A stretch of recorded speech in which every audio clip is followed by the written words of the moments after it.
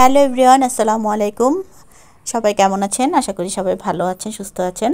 তো আজ আমি আপনাদের সঙ্গে একটা ছোট্ট আচারের রেসিপি শেয়ার করব। এটা সিজনাল বড়ইয়ের আচার।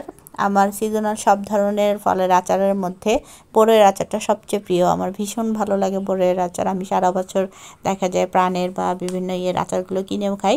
তো আমি প্রথমে যেটা করলাম, বড়ইগুলো সুন্দরভাবে ধুয়ে নিয়ে তারপর কিন্তু আমি একটু পর্যাপ্ত পানিতে বড়ইটাকে সিদ্ধ করে নিয়েছি। সিদ্ধ করে নেওয়ার পরে বড়ইটা ঠান্ডা হওয়ার পরে যে আমি হাত দিয়ে চটকে নিলাম, কথা বলতে বলতে ওটা চলে গেছে। তারপর এই তো এখন আচারটা করার পালা। এখানে আমি 1 কাপ পরিমাণ সরিষার তেল দিলাম।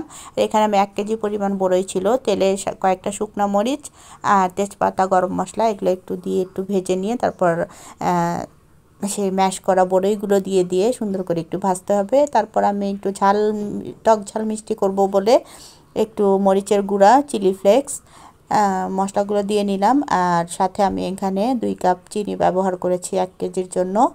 এখানে 2 কাপ পরিমাণ চিনি মেজারমেন্টের একদম পারফেক্ট হয়েছে। যদিও আমার কাছে পরে মনে হয়েছে আর একটু কম দিলে ঝালের ব্যালেন্সটা ভালো হতো। আমার কাছে মনে হয়েছে একটু মিষ্টি বেশি হয়েছে। আর এখন আমি দিয়ে দিলাম এখানে 5 ফোড়নের গুঁড়া।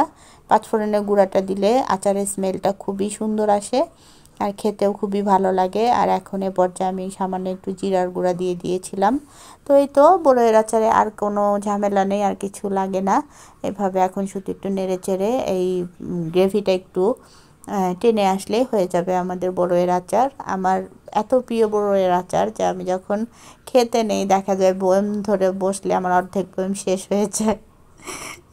আমার কাছে আমের আচার বলেন, জলপাইয়ের আচার বলেন, যে কোনো আচার, সব আচারই আমি করি কম বেশি, কিন্তু বড়ইয়ের আচারটা আমার সবচেয়ে বেশি প্রিয়। আমার আব্বারও অনেক প্রিয় ছিল। আমি আগে বানালে আব্বাকে দিতাম।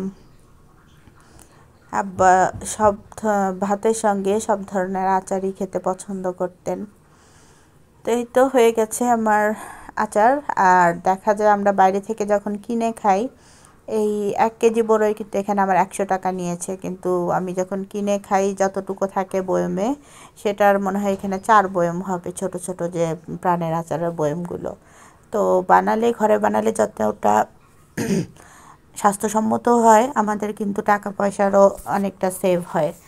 তো আমার আজকের ভিডিওটা কেমন লাগলো, ভালো লাগলে অবশ্যই লাইক কমেন্ট করে জানাবেন আমাকে বড়ইয়ের আচারের রেসিপিটা কেমন ছিল। তো ভালো থাকবেন সবাই, সুস্থ থাকবেন। আর লং ভিডিও দিতে মোটেও ভালো লাগে না, তারপরও 3-4 দিন পর পর চেষ্টা করি একটা করে দেওয়ার।